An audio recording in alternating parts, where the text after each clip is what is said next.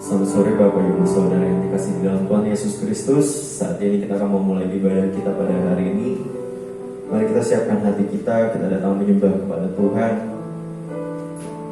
Berikan sikap hati yang terbaik kepada Tuhan pada sore hari ini. Kita angkat pujian, katakan ku menyembah dalam kudus hadirat-Mu Tuhan.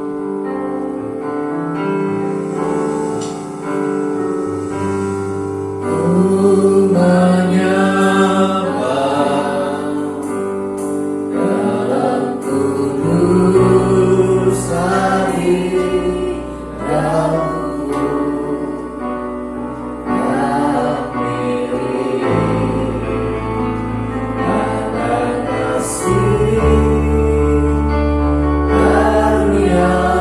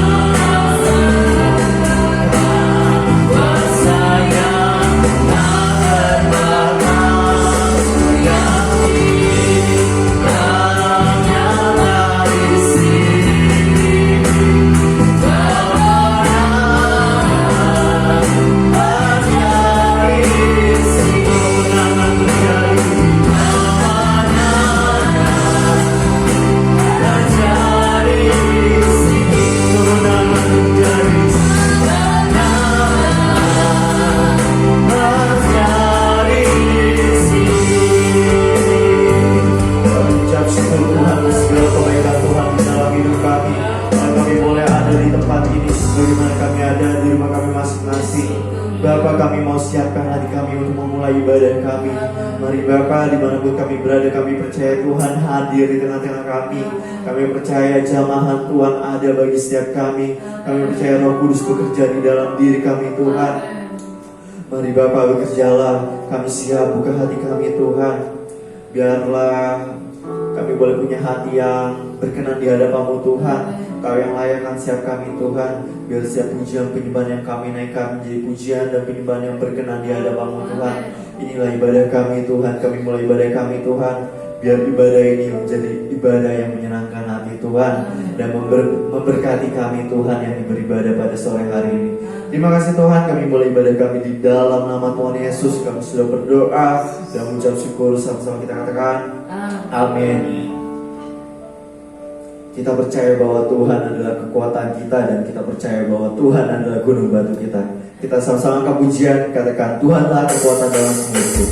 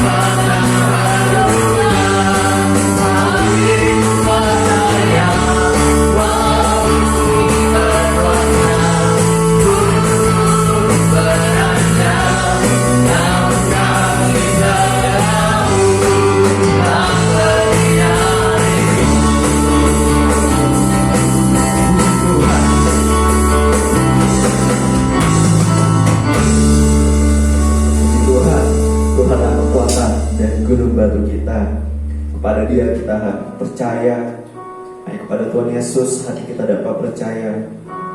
Sekalipun kita tidak dapat melihat jalan yang ada di depan kita, sekalipun terkadang kita tidak mengerti rencana Tuhan di dalam kehidupan kita, tapi sore hari ini mau kita katakan kepada Tuhan bahwa hatiku tetap percaya kepadamu Tuhan, bahwa hati kami percaya hanya kepadamu Tuhan, bahwa pengharapan kami hanya di dalam-Mu Tuhan. Langkah puja mengatakan, saat ku tak melihat jalan-Mu,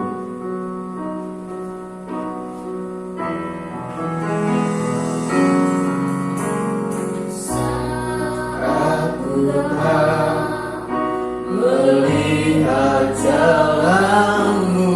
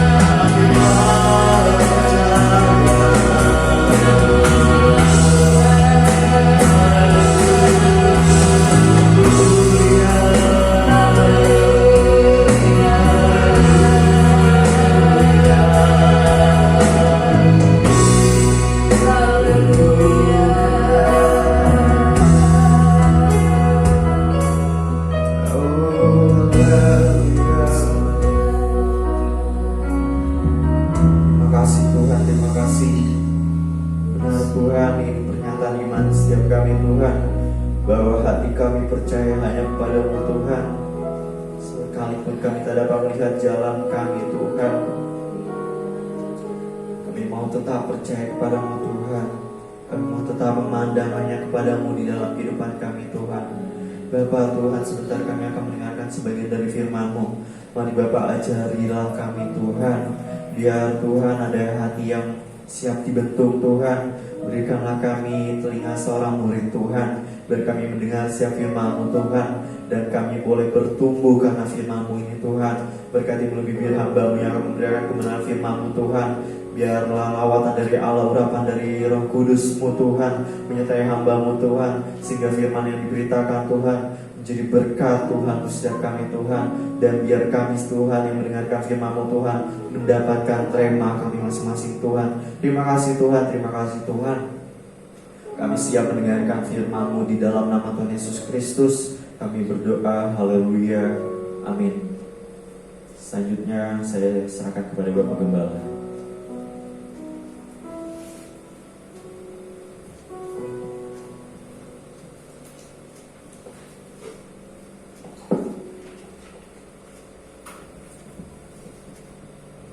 Haleluya, puji Tuhan. Selamat sore, salam sejahtera di dalam nama Tuhan Yesus Kristus.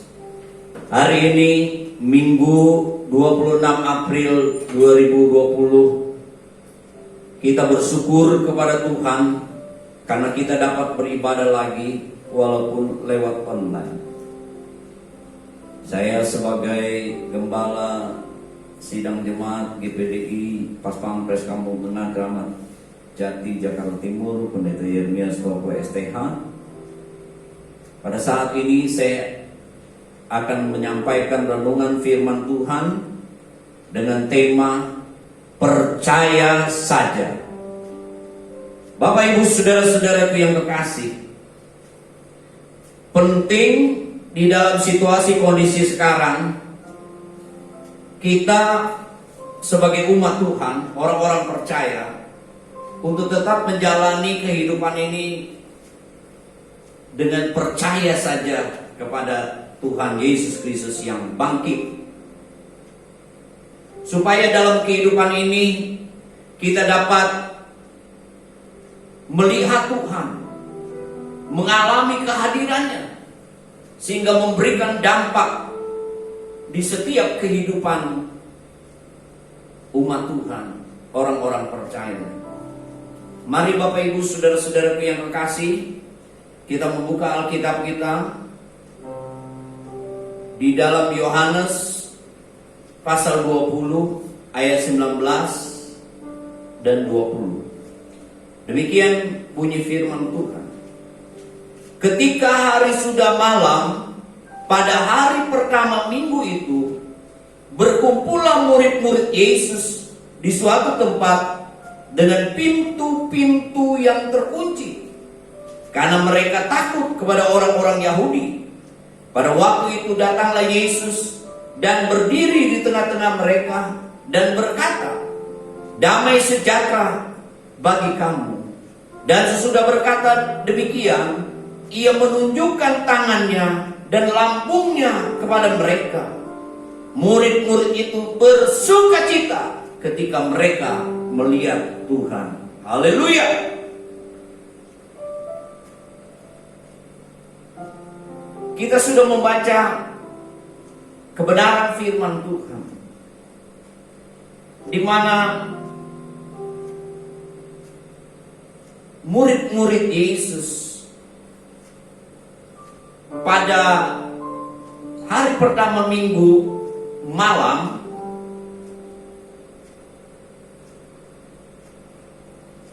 mereka berkumpul di suatu tempat. Kalau kita bandingkan di dalam Injil Lukas pasal yang ke-24, bahwa peristiwa ini, tempat itu adalah di Yerusalem,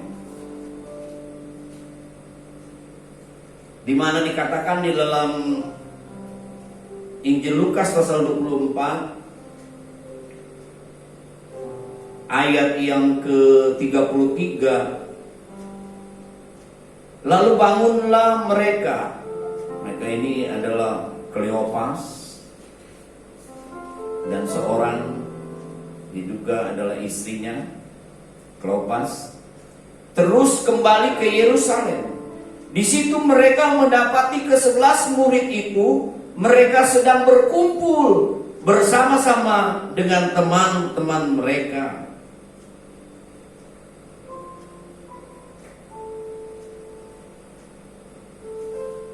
Di mana murid-murid Yesus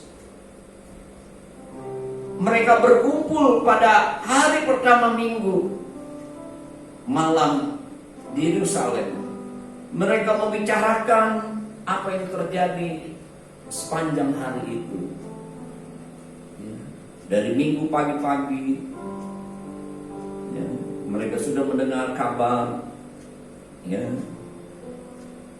dari wanita-wanita yang memberikan kabar, kubur kosong, dan ada juga dari Petrus, Yohanes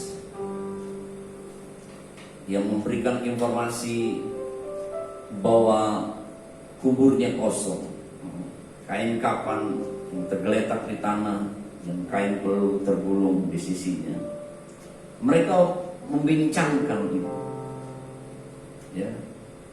mereka berkumpul di situ, dan dikatakan di dalam pembacaan kita, mereka berkumpul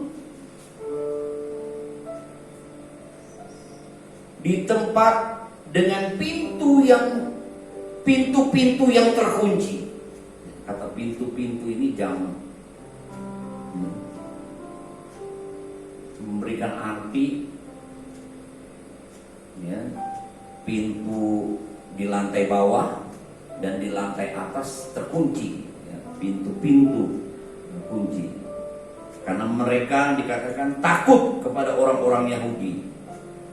Beberapa hari yang lalu, orang-orang Yahudi ini yang menyalibkan gurunya. Di tengah-tengah mereka berkumpul,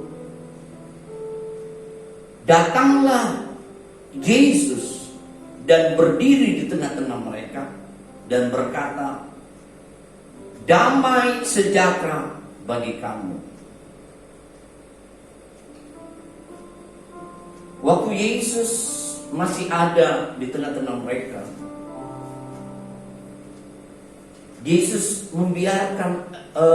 mengatakan kepada mereka bahwa Dia tidak akan membiarkan mereka menjadi yatim piatu. Di dalam Yohanes pasal 14 ayat 18. Dia tidak membiarkan murid-muridnya, orang-orang percaya, dalam keadaan yatim piatu. Dan Dia akan meninggalkan damai sejahtera kepada mereka. Saya baca Yohanes 14 ayat 27. Ayat 18 dulu. "Aku tidak akan meninggalkan kamu sebagai yatim piatu. Aku datang kembali kepadamu." Ayat 27. "Damai sejahtera kutinggalkan bagimu. Damai sejahtera kuberikan kepadamu. Dan apa yang kuberikan tidak seperti yang diberikan oleh dunia kepadamu. Jangan gelisah dan gentar hatimu." Janji Tuhan kepada mereka. Mereka tidak dibiarkan sendirian. Tuhan meninggalkan damai. Damai sejahtera yang diberikannya itu berbeda dengan damai sejahtera yang diberikan oleh dunia. Ketika mereka berkumpul,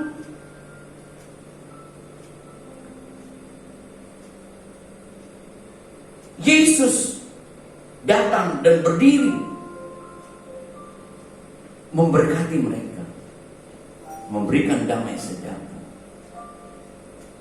Firman Allah mengatakan, kalau 2-3 orang berkumpul mengatasnamakan Tuhan Yesus Kristus, Dia itu hadir, Bapak Ibu, Saudara-saudara.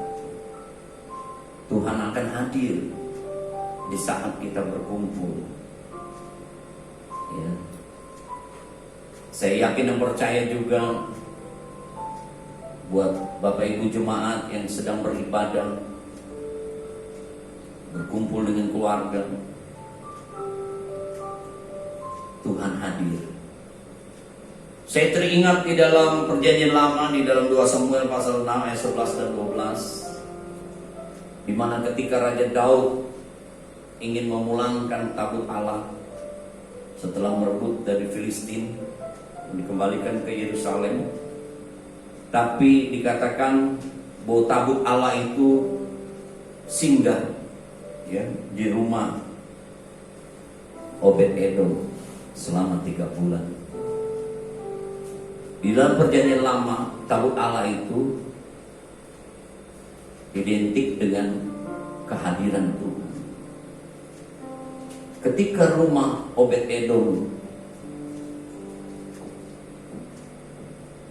membuka diri kepada Tuhan, Tuhan hadir kepada tabut Allah, dikatakan selama 3 bulan itu Obed-Edom dan seisi rumahnya diberkati oleh Tuhan. Luar biasa, Bapak Ibu Saudara-saudara. Kalau Tuhan hadir, Tuhan akan memberikan dampak di dalam kehidupan kita, di dalam rumah tangga kita. Dikatakan di sini bahwa Yesus Kristus hadir, ya, di tengah-tengah perhimpunan murid-muridnya ini. Dan dikatakan bahwa pintu-pintu terkunci.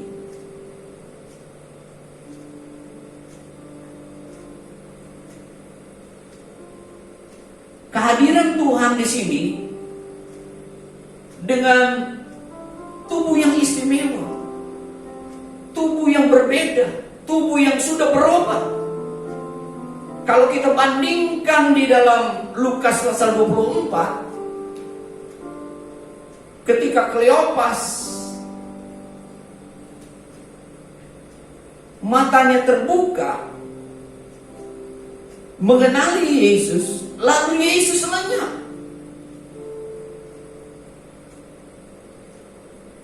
Tubuhnya istimewa, tubuhnya berubah. Ya.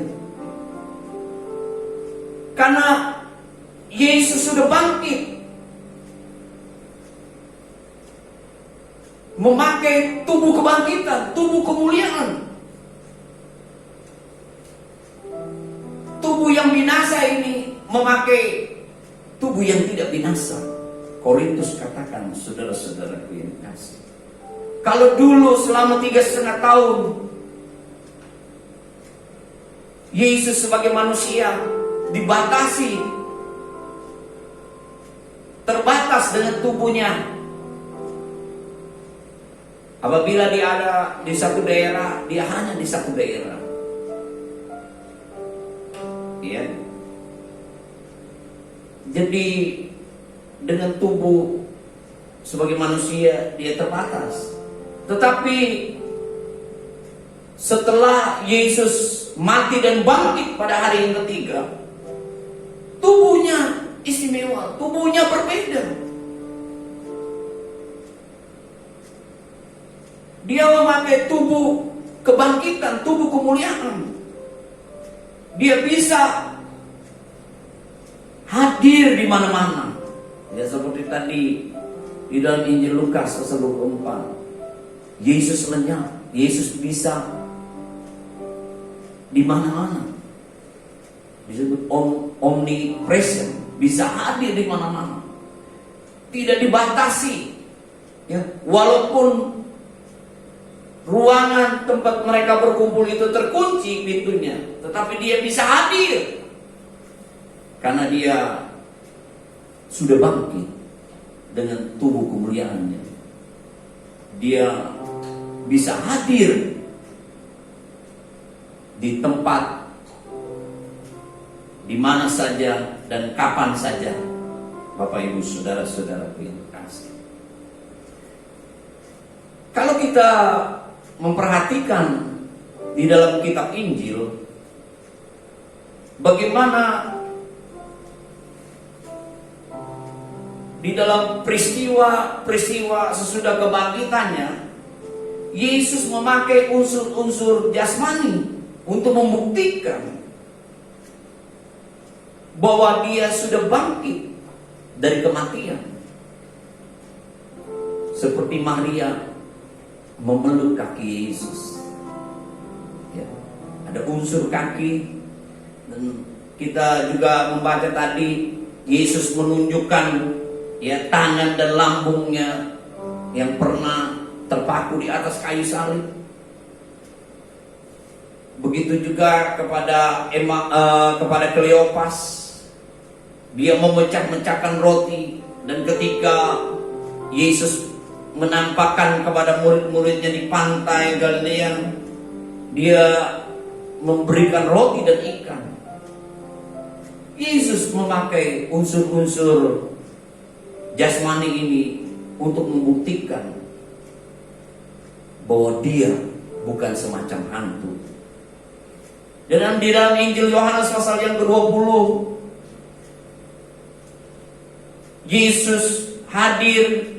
Yesus menunjukkan kepada mereka tangan dan lambungnya. Yesus ingin membuktikan bahwa dialah Yesus Kristus yang disalibkan, tetapi dia mati dan bangkit.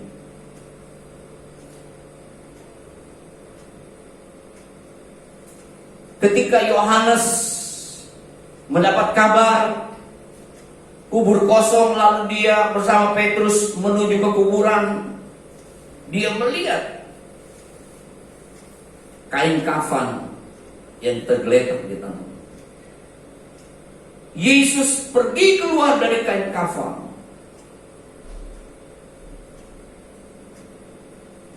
Pintu-pintu terkunci, tidak menghalangi kehadirannya karena tubuhnya sudah berubah.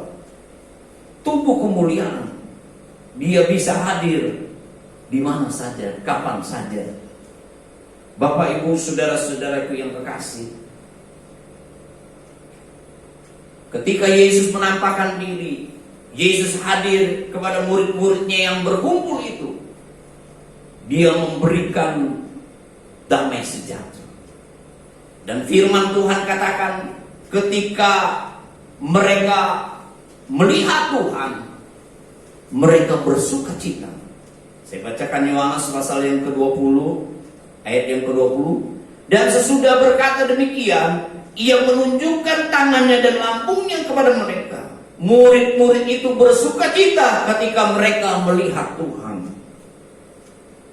Kehadiran Tuhan di tengah-tengah mereka membawa dampak. Mereka melihat Tuhan, mereka bersuka cita. Mereka tidak lagi dalam keadaan takut.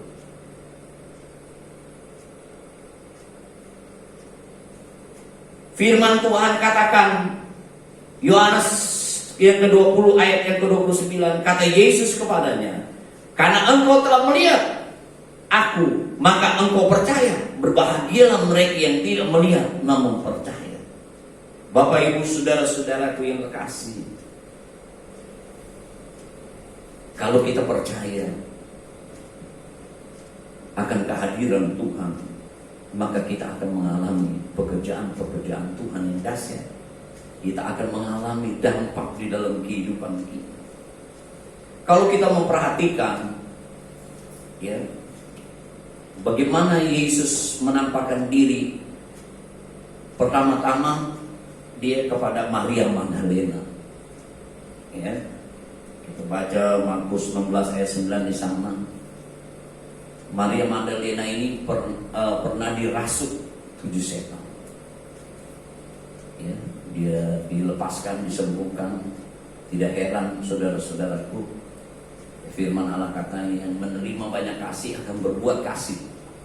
Ya, dia sangat mencintai Tuhan Yesus.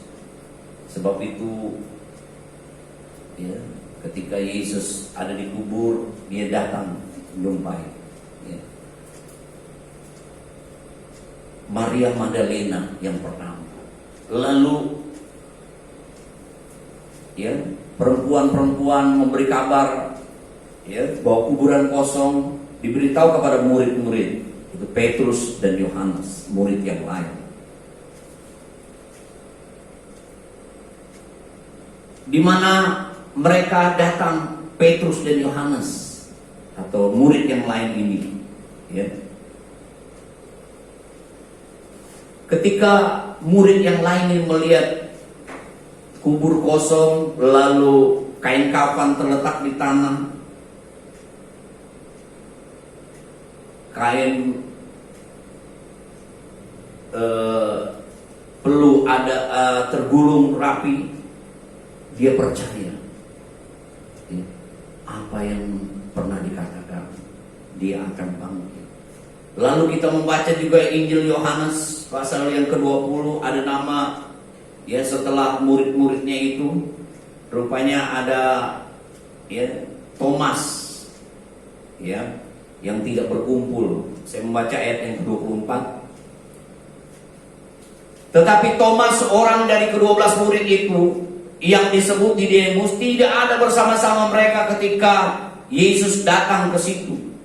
Maka kata murid-murid yang lain itu kepadanya, kami telah melihat Tuhan. Tetapi Thomas berkata kepada mereka, sebelum aku melihat bekas paku pada tangannya, dan sebelum aku mau cucukkan jariku ke dalam bekas paku itu, dan mencucukkan tanganku ke dalam lambungnya, sekali-kali aku tidak percaya.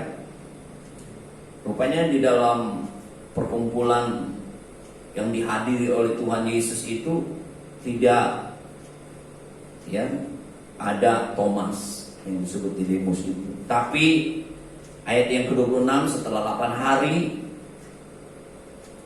ayat 26, 8 hari kemudian murid-murid Yesus berada kembali dalam rumah itu, Thomas bersama-sama dengan mereka.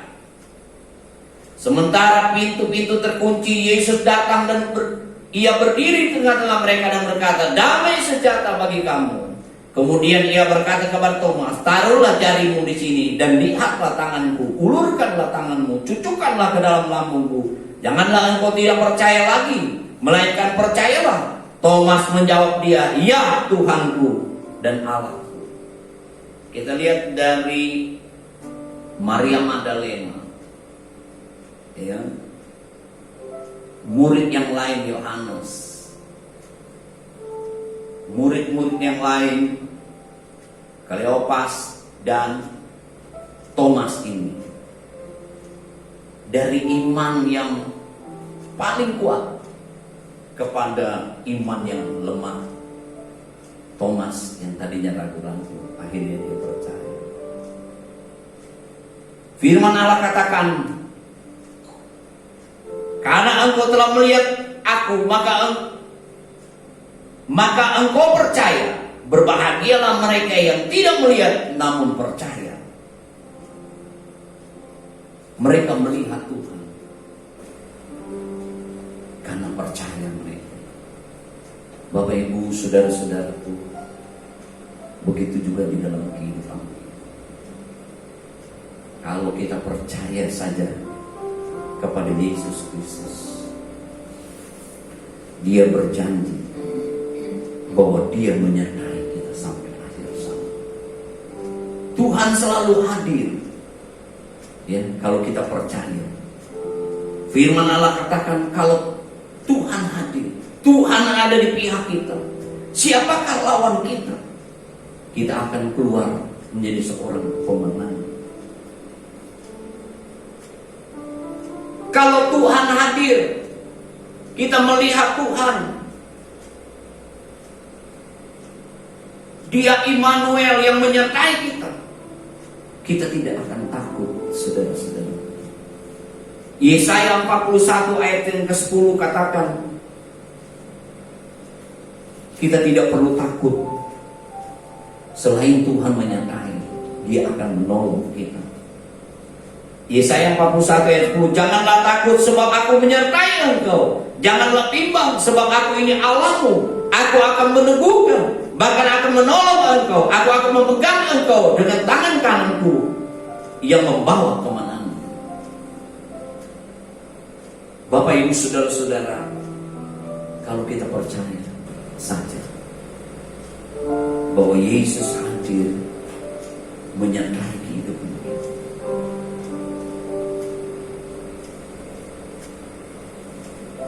Dia pasti akan menolong kita. Kita tidak perlu takut untuk menjalani kehidupan hari-hari ini. Firman Allah katakan juga, bukan saja Dia menyertai menolong kita, Tuhan tidak akan melupakan kita.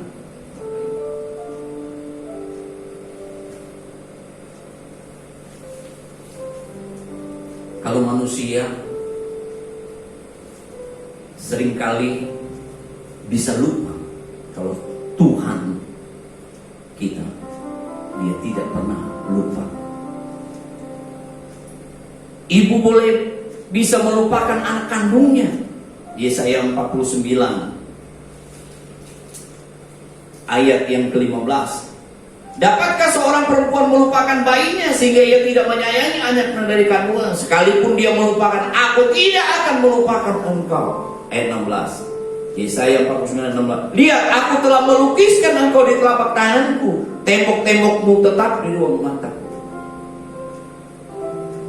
Tuhan bukan saja Immanuel yang menyertai kita, Dia akan menolong kita, bahkan Dia tidak akan melupakan kita. Dia akan memperhatikan kita. Dan firman Tuhan katakan juga, kalau Tuhan hadir, bukan saja Tuhan menyertai, menolong, melupakan kita. Saat kita tidak berdaya, Dia akan menggendong kita. Yesaya pasal 46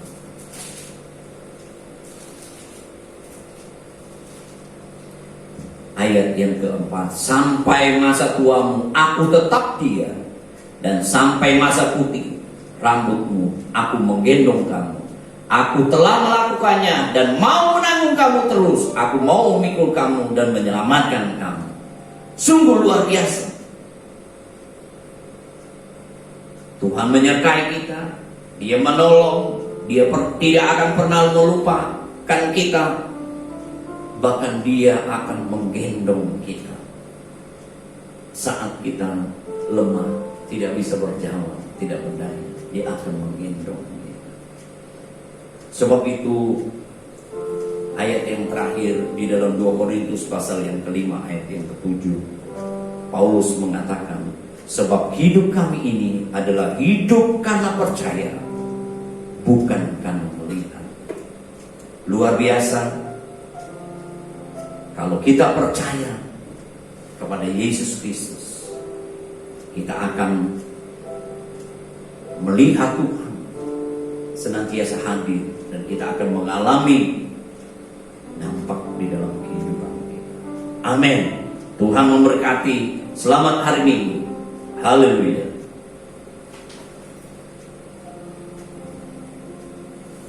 Kita berdoa.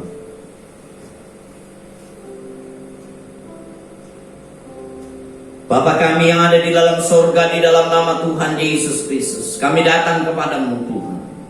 Terima kasih buat kebenaran firman-Mu. Biarlah kami senantiasa percaya saja kepada Engkau, Yesus Kristus yang sudah mati dan bangkit. Engkau senantiasa hadir, menyertai kami. Bukan saja menyertai, tetapi Engkau menolong kami. Dan Engkau tidak akan melupakan kami, bahkan akan menggendong kami. Sebab itu kami tidak perlu takut.